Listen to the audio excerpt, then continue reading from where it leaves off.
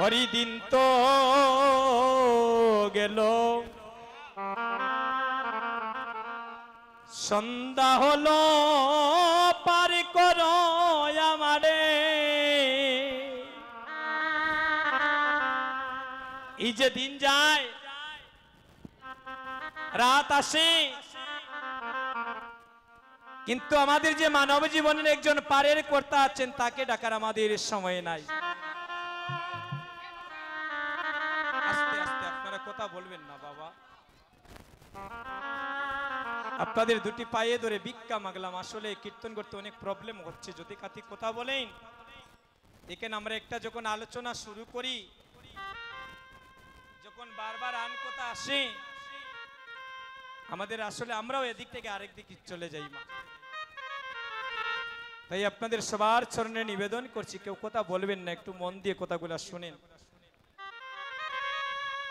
এই যে আপনাদের সাথে দেখা হচ্ছে, আর তো জীবনে দেখা নাও হতে পারে, নিঃশ্বাসের বিশ্বাস নাই। আমাদের সিলেটের সুনামধন্য কীর্তনিয়া হরিমোহন দাদা একসাথে সাতকে কীর্তন করলাম, পরদিন শুনি ঘুমের মধ্যে মারা গেলেন। পঞ্চেশ্বরের কুকাবাবু কীর্তনিয়া, রাজনগর পাগলা ঠাকুরের আকড়া একসাথে কীর্তন করলাম, পরদিন দধির বান্ড বঞ্জন করবেন, ঘুমের মধ্যে মারা গেলেন রে ভাই। এই গত বছর সুনামগঞ্জ বাড়ি আমার রাজনদা, উনার সাথে একজন কিবোর্ড বাদক অধিবাস কীর্তন চলা অবস্থায় আসরের মধ্যে মারা গেলেন। আমরা যে তো হইসই করি, এত হাল্লা গুল্লা করি রে ভাই, ভগবান চাইলে এই মুহূর্তে আমার সবকিছু জনমের মতো বন্ধ করে দিতে পারে। তাই সুধীজন, আর জীবনের বেলা নাই।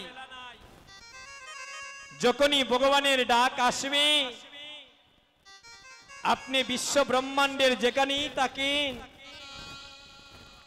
এই সুন্দর পৃথিবী ছেড়ে আমাদের আপনাদেরকে সবাইকে চলে যেতে হবে। তাই বলছেন সময়ে থাকতে ধরো পারি, বেলা নাই রে আর ও সময়ে ধরলে পারি তুমি টেকবাই রে একবার। 80 বৎসরের বৃদ্ধকে প্রণাম করা যায় না যদি তার অন্তরে কৃষ্ণ ভক্তি না থাকে।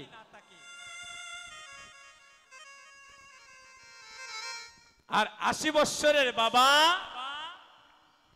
5 বৎসরের শিশুকে প্রণাম করিতে পারে, সে যদি একবার আমায় কৃষ্ণ পথে ব্রতী করে।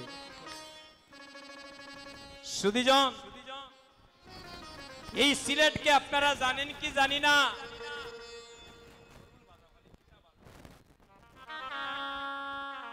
এই সিলেটকে জানেন গুপ্ত বৃন্দাবন বলা হয়।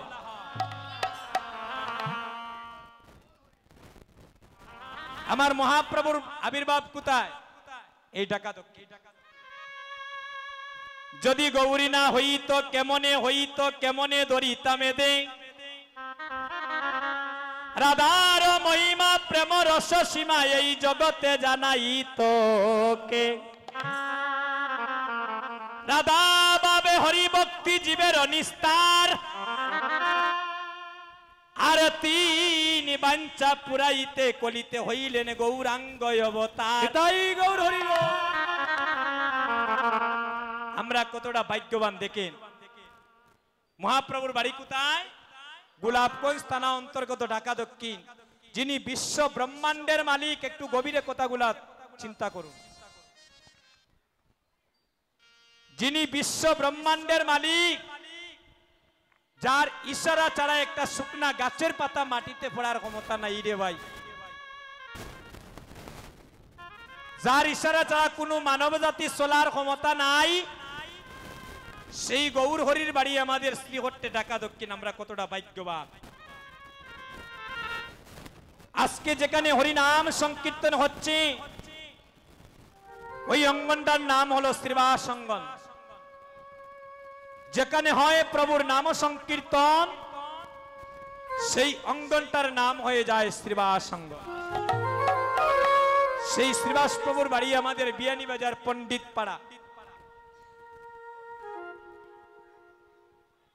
আর যিনি আমার গৌর হরিকে আনলেন উনার বাড়ি হচ্ছে সুনামগঞ্জ জেলা তাহিরপুর থানা নবগ্রামে। মহাবিষ্ণু অবতার শ্রী অদ্বৈত চন্দ্র, যার মায়ের নাম ছিল নাবাদেবী আর যার পিতার নাম ছিল কুপের আচার্য, যিনি শান্তিপুরের বাবলা তলায় বসিয়া 14 বৎসর গঙ্গা জল আর তুলসী পত্র দ্বারা আমার গৌর হরিকে নয়ন জলে কেঁদে কেঁদে ডেকেছিলেন, হে গৌর হরি, হে অনাথের নাথ, দিনহীনের বন্ধু, এই জগতে যার কেউ নাই তার নাকি তুমি, তুমি এই কলির জীবকে একবার উদ্ধার করো হে দয়াল হরি। আমার অদ্বৈত প্রভু একটা তুলসী পত্র আর গঙ্গার জলে শান্তিপুরের বাবলা তলায় বসিয়া নয়ন জলে কাঁদতে ডাকলেন, হে প্রাণনাথ, একবার এসে দেখে যাও, তোমার কলির জীবী যে তোমার নাম নিতে চায় না, তারা যে কলির জীব চৈতন্যের পথে দাবিত হয়ে আছে, প্রতিদিন একটা তুলসী পত্র চাড়েন, ওই তুলসী পত্রটা প্রতিদিন বাইটলে যায়, একদিন, 2 দিন, 3 দিন, 4 দিন, 1 মাস, 2 মাস, 1 বৎসর, 2 বৎসরে করিয়া 14 বৎসর। চিন্তা করছেন? 14 মিনিট কীর্তনে বইতাম পারি না রে ভাই, হাতে ভাবে সাবানি কামড়ানি শুরু হয়ে যায়। ও কীর্তনিয়া ভালো নয়, ও কীর্তনিয়া ভালো, অমুক ফাটক ভালো নয়, তমুক ফাটক ভালো। আমার কথা আমি বলছি, বিচার শুরু করে দেই। 14 মিনিট বসতে পারি না কীর্তনে, দেবতাকে এখানে মন তাকে বসাদর ডেকে, গৌর কৃপা ওই তো কিলা। খালি আমারে বাড়ি দাও, গাড়ি দাও, স্ত্রী দাও, পুত্র দাও, টাকা দাও, এই দাও, সেই দাও, চাওয়া পাওয়ার জীবনে আর শেষ নাই মরার আগ পর্যন্ত। কিন্তু একদিন তো ভগবানের কাছে আমি বিনা স্বার্থে কিছু চাইতে পারলাম না, দিতেও পারলাম। এই জগতে ধন ঐশ্বর্য দিয়ে, টাকা পয়সা দিয়ে, বাড়ি গাড়ি দিয়ে ভগবানকে কখনো পাওয়া যায় না রে ভাই। যদি ধন ঐশ্বর্য দিয়ে ভগবানকে পাওয়া যাইতো তাহলে সিলেট বিভাগের মধ্যে কোটিপতির অভাব ছিল না সনাতন ধর্মের মধ্যে। খোঁজ নিয়ে দেখেন, যারা ভগবানকে ভালোবাসে বরং তারা রাজবেশ ছেড়ে দিয়ে ভিখারির বেশ ধরেছে। এরা ঠাকুর ঘরে যখন যায় একমাত্র একটা কাঁধে শুদ্ধ বস্ত্র থাকে ভিখারির, কারণ ভিখারি না হলে ভগবানকে পাওয়া যায় না। যে যত বেশি কাঙ্গাল হতে পারবে সেই তত বেশি ভগবানের সান্নিধ্য লাভ করতে পারবে। আমার অদ্বৈত প্রভু আপনার আমার সবার চিন্তা করে প্রতিদিন একটা তুলসী পত্র ছাড়তেন গঙ্গার জলে, ওইটা বাইটল যেত।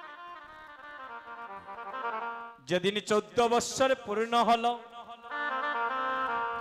প্রতিদিনই তুলসী পত্রটা বাইটলে যায়। আরে যেদিন 14 বৎসর পূর্ণ হলো গো মা, ওই তুলসী পত্রটা সেদিন উজান যাইতেছে। মা সচিরানী সুরধনী গঙ্গার ঘাটে স্নান করছেন, আর ওই তুলসী পত্রটা মা সচিরানীকে 7টা প্রদক্ষিণ করে সেদিন নাভি বলে বিলীন হয়ে গেল। সেদিন অদ্বৈতকে স্বপ্ন বেশে দর্শন করালেন। অদ্বৈত, আমি তোমার হুঙ্কারে আর থাকতে পারলাম না, আমি কিছুদিনের ভিতরে শ্রীরাম নবদ্বীপে আসছি এই কলির জীবীকে উদ্ধার করার জন্য। মহাপ্রভু কখন এসেছিলেন? আরে ফাল্গুনপুর নিমাতিথি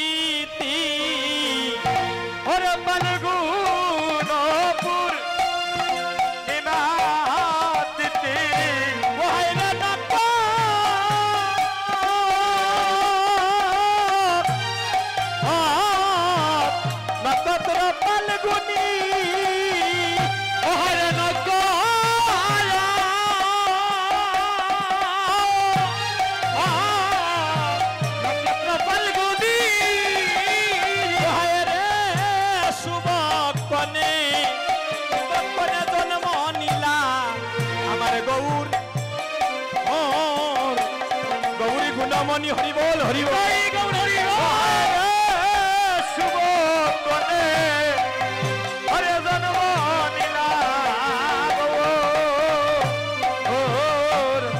গৌর গুণ মনে রে শুভ কনে জন্ম নিলা আমার গৌর গৌরী গুণমণি ও হায় রে শুভ কনে আরে জন্ম লীলায় আমার